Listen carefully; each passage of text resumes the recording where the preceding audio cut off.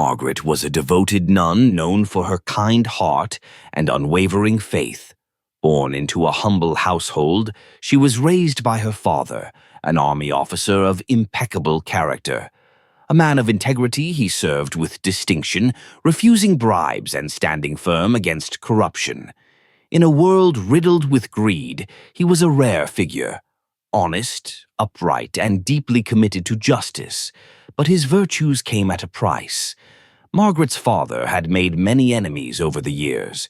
His refusal to turn a blind eye to crime brought him into direct conflict with some of the most dangerous figures in the underworld. Gang leaders, smugglers, and corrupt officials all despised him. Among these enemies was a particularly ruthless gangster, known for his cruelty and cunning. This man had a personal vendetta against Margaret's father, whose investigations had exposed his illegal operations. As Margaret grew up, she witnessed the toll her father's steadfastness took on their family. They lived under a constant shadow of threats. When Margaret was still a child, tragedy struck. The same gangster her father had been trying to bring to justice took his revenge, brutally murdering Margaret's mother and sister. It was a blow that could have shattered any man's resolve, but not her father's. Despite his grief, Margaret's father refused to abandon his principles. His faith in Jesus gave him strength, and he continued to fight for what was right. For Margaret, her father was both a hero and a source of inspiration. She followed in his footsteps, dedicating her life to service and prayer. As a nun, she found solace in the church and devoted herself to helping those in need. Yet, the enemies her father had made didn't forget. Their hatred extended beyond him, casting a dark shadow over Margaret's life as well. And as the years went by, their threats grew more menacing. Margaret prayed for protection and relied on her faith, but even her steadfast belief could not fully shield her from the danger that loomed. The story of Margaret and her father was one of courage in the face of overwhelming odds. But it was also a story of relentless enmity, a father's unwavering stand against corruption, a daughter's quiet bravery, and the darkness that followed them both. It was a battle of good versus evil, and the stakes were nothing less than life itself. Margaret's father, emboldened by his faith, had long been a thorn in the side of those who thrived on corruption. His investigations into powerful figures left many uneasy, but it was his focus on a certain prominent politician that escalated matters to a dangerous new level. This politician, a man with close ties to the underworld, had long enjoyed immunity from scrutiny. He was untouchable, until Margaret's father started to expose the truth. The threats began subtly. Unmarked letters arrived at their doorstep, filled with vague warnings. Phone calls came late at night, the voices on the other end promising vague consequences if her father didn't back down. But Margaret's father never wavered. "Jesus watches over us," he would say, his calm voice steady even as the threats grew louder. When subtlety failed, the threats became more direct. Menacing figures loitered near their home. One morning, Margaret found a dead animal on their doorstep, a chilling message that her father was being watched. And then the calls changed, no longer just threats against her father's career. They now targeted Margaret herself. "They won't stop," her father said one evening, his voice heavy with concern. "They want me to abandon the truth, but I won't." Margaret, though deeply faithful, was not without fear. The threats weighed on her. "What if something happens?" she asked him. He looked at her, his eyes filled with a quiet, unshakable conviction. "Whatever comes, we must hold fast to what is right. Jesus will see us through." But even as he said it, the threats continued to escalate. The voices on the phone now spoke of horrific violence, of treating Margaret worse than animals if her father didn't drop his investigation. Yet her father's faith was unyielding. He prayed daily, asking for guidance, for protection, for strength. Margaret tried to find peace in her work at the church. She devoted herself to prayer, to helping the poor, and to deepening her faith. But the dark cloud of danger never left her. The threats, once vague and distant, now felt closer than ever. And though Margaret prayed fervently for safety, the shadows around her seemed to grow darker with each passing day. It was a quiet, somber night at the church. Margaret knelt before the altar, her hands clasped in prayer, her whispered words carried up to the vaulted ceiling. She sought solace, unaware that danger lurked just outside the heavy wooden doors. 10 men slipped into the church, their footsteps muffled on the cold stone floor. Margaret turned at the sound, her heart pounding at the sight of them. Their faces, shrouded in shadows, reflected no mercy. "Who are you?" she asked, her voice trembling. They didn't answer. The church, usually a place of sanctuary, felt vast and empty. The men's presence seemed to fill the sacred space with an overwhelming sense of menace. Margaret backed away, her prayers now replaced by silent pleas for help. But the men were relentless. What followed was a scene of unimaginable cruelty. The sacred ground that had been her refuge became the stage for a horrifying act. They silenced her cries, violated her trust, and reduced her to a victim of their unthinkable violence. The sanctity of the church was shattered as they ended her life and desecrated her remains. When they were done, they left her body in pieces, scattering them across the church, hidden in the shadows of the very place she had considered sacred. The once peaceful sanctuary stood silent, holding within its walls the unspeakable tragedy that had unfolded. In that moment, the church bore witness to an evil that words can scarcely describe, and Margaret's voice, once lifted in prayer, was silenced forever. Margaret's father was filled with a deep and gnawing worry. His daughter's absence stretched on longer than he ever imagined, and every moment without her brought another wave of fear.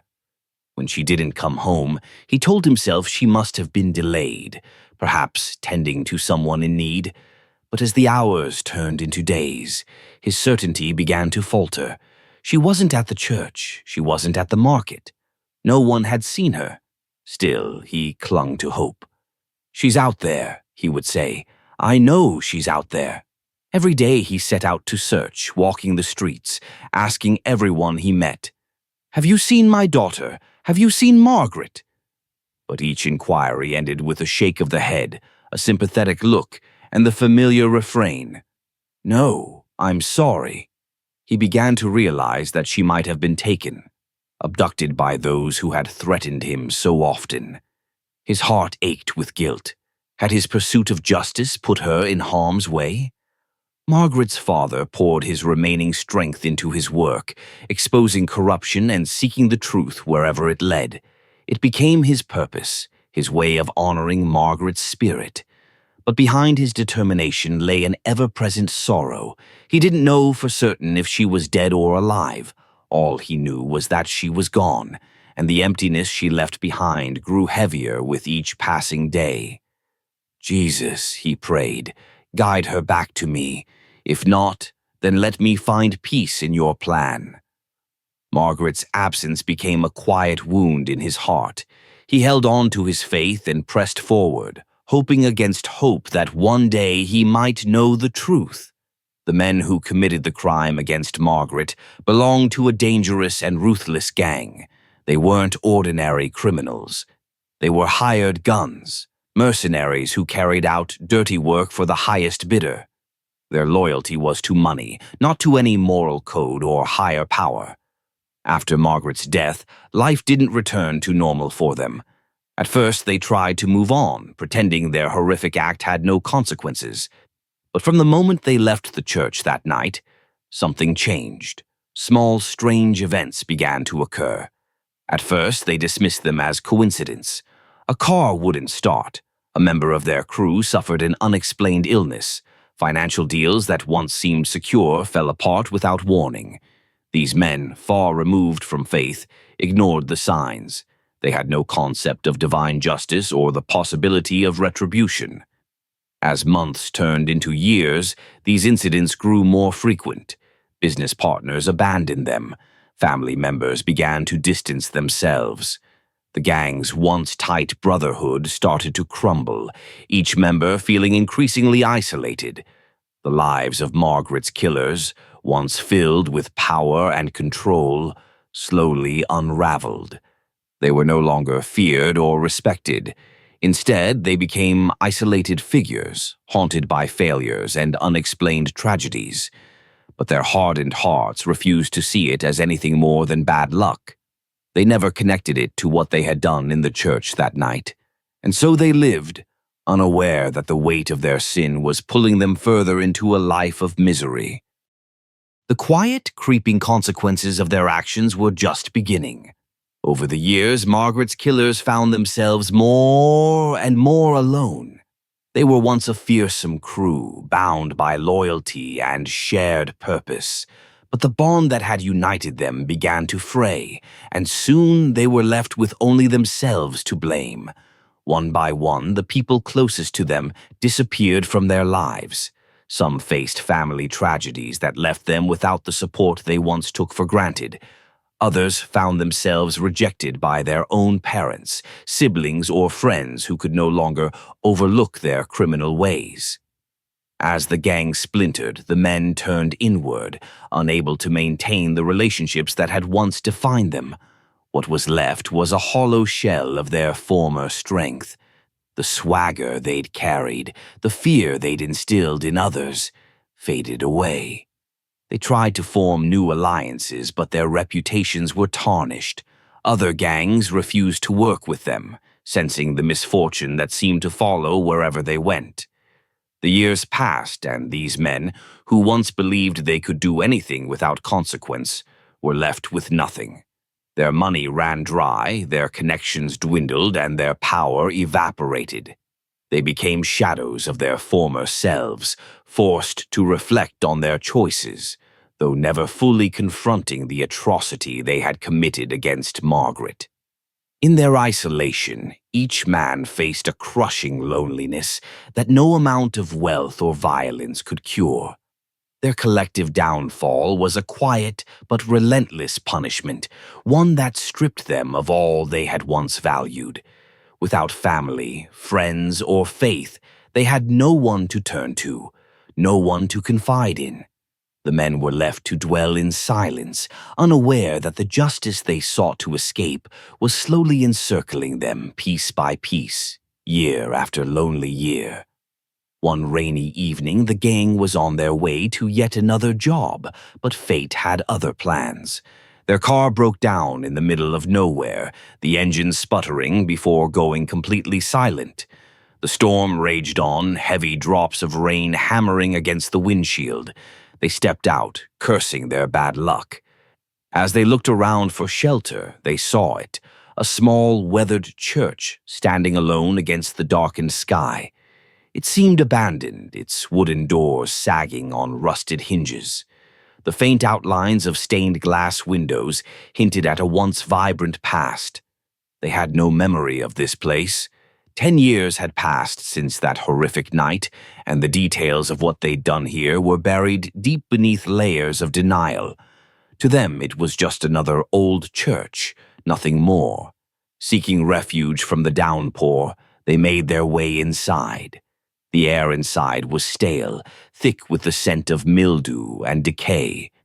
Dust clung to the pews, and cobwebs draped the corners of the room.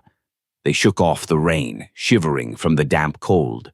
Lightning illuminated the space, casting eerie shadows on the cracked walls.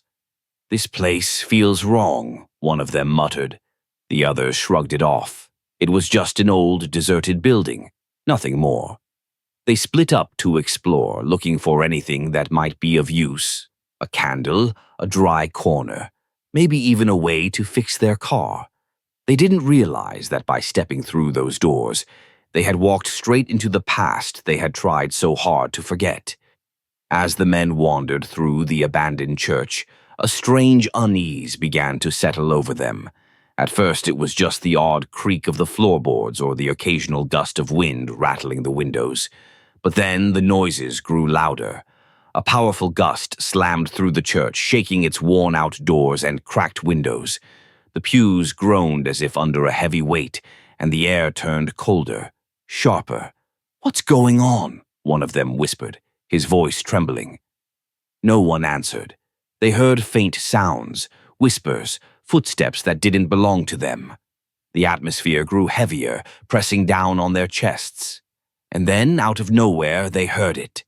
A single scream, high-pitched and chilling, echoing through the hall.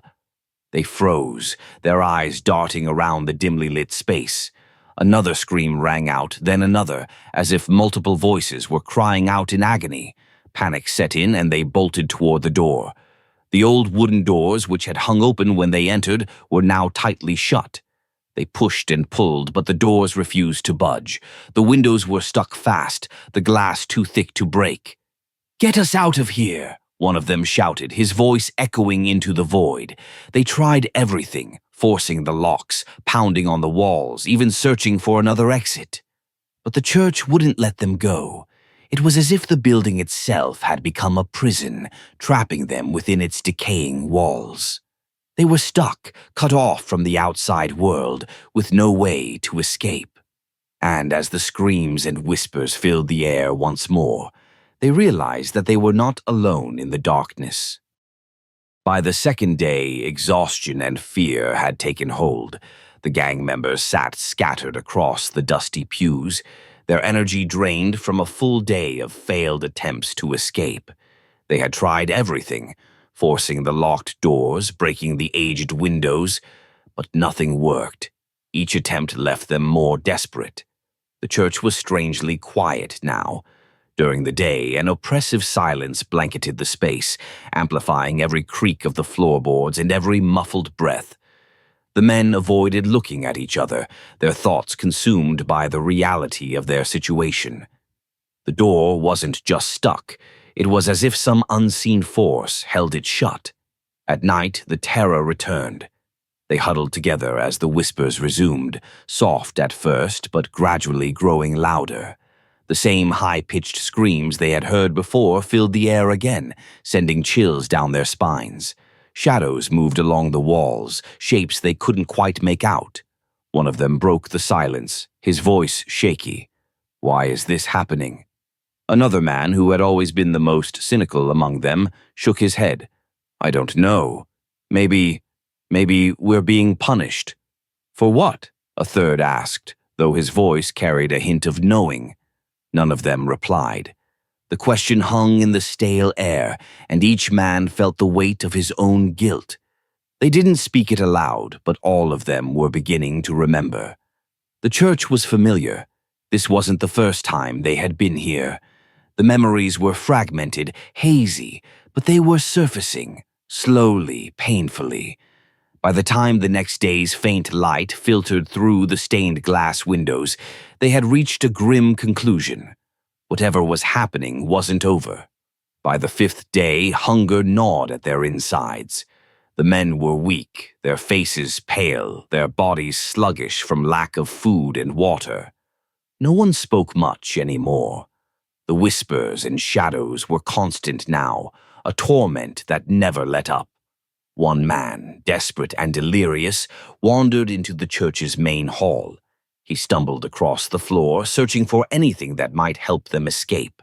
His eyes scanned the dark corners, the cracks in the walls, the scattered debris. He bent down to pick up a piece of broken wood, hoping to use it as a lever, but his hand brushed against something else. Fabric. He held it up to the light, his heart pounding. It was a tattered piece of cloth, black and white, stained with dark, dried blood. His breath quickened as he turned it over, realizing it hadn't been touched by time or animals. It was preserved, as if waiting to be found. "Hey, come here," he called out, his voice breaking the heavy silence. The others shuffled in, their curiosity piqued. One by one, their eyes widened as they recognized the cloth. It was unmistakable. The blood, the colors, the size, it all came rushing back. Memories flooded their minds. The night, the screams, the way they had scattered her remains, every gruesome detail returned. It was Margaret's. A heavy silence fell over them. No one dared to speak. The church seemed to close in on them, the whispers now sounding like accusations. Each man felt the weight of his guilt pressing down on him. The truth they had buried for so long had resurfaced. They were no longer just lost in the church. They were trapped in their own sins. As the night wore on, the gang members sat huddled together, their nerves frayed and their bodies weakened from days without food or water. They whispered prayers, pleading for forgiveness, for deliverance from whatever curse had befallen them. But no miracle came. The church seemed to feed on their desperation. They tried to sleep, but their rest was fitful and brief. Around midnight, the atmosphere shifted. A faint rustling sound emerged, growing louder and more insistent. At first, they thought it might be the wind, but then they saw them, hundreds of rats scurrying out from the shadows. The creatures moved unnaturally fast, their beady eyes glinting in the dim light. "Get away!" one man shouted, swinging a piece of wood in panic. But it was no use. The rats swarmed over them, biting, clawing, and tearing at their flesh. The men screamed in agony, their cries echoing through the empty church. Their screams were not answered by help. The creatures gnawed at their limbs, leaving bloody trails in their wake. The gang, once ruthless and feared, was now helpless against the onslaught. The same place where they had committed their heinous act now became the stage for their undoing. By dawn, the church was silent again. Blood smeared the stone floors, but the gang was no longer whole. The punishment they had endured was beyond anything they could have imagined. They had begged for mercy, but it never came. Their sins, long buried, had finally caught up with them. The next morning, a black car rolled down the muddy road and stopped near the old church. Inside sat the powerful politician who had once hired the gang. Unaware of the horrors that had unfolded, he stepped out of the vehicle, his polished shoes crunching against the wet gravel. He approached the church cautiously, drawn by an inexplicable urge. Something had compelled him to come here, though he couldn't explain why. As he entered the dim, musty space, his eyes adjusted to the gloom, and the sight before him made him freeze in his tracks.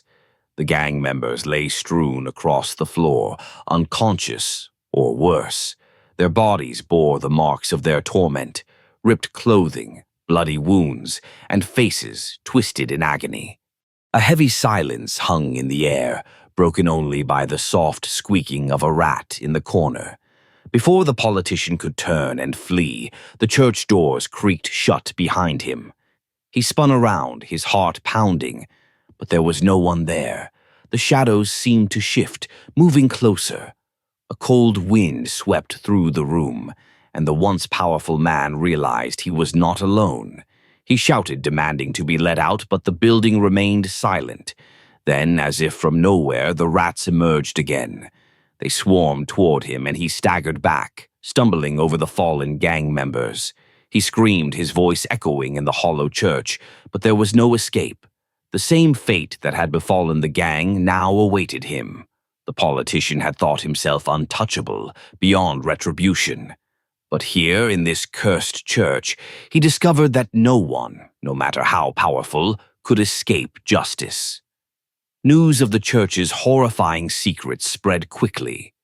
The once abandoned building became a place of morbid curiosity, drawing journalists and investigators from across the region. Among them was Margaret's father, still clutching onto hope, still searching for the truth. He arrived with a camera crew and a group of reporters. As he stepped into the old church, his heart pounded. The air was thick, as if the walls themselves remembered the horrors that had taken place within them. But Margaret's father pressed forward, his faith giving him the strength to face whatever lay ahead. What they found was beyond anything he could have prepared for. The bodies of the gang members and the politician lay cold, their expressions frozen in terror. In a corner of the church, buried beneath years of dust and decay, they discovered Margaret's remains. Her torn habit and the clues left behind told the story her father had feared but refused to accept. The truth hit him like a tidal wave. He fell to his knees, clutching a cross he carried in his pocket, and let out a prayer, not of despair but of gratitude. "She's with you now, Lord," he whispered, "and justice has been served." As investigators pieced together the events, Margaret's father chose to see her death not just as a tragedy, but as a reminder of his life's mission. He vowed to continue his fight against corruption, to honor his daughter's memory, and to stand firm in his faith. The church, once a place of unimaginable darkness, was transformed into a symbol of hope. Margaret's story inspired many, and her father's unwavering dedication became a beacon for others. In the end, though the pain of loss would never truly fade, her memory shone brighter than ever, proof that even in the face of evil, faith could prevail.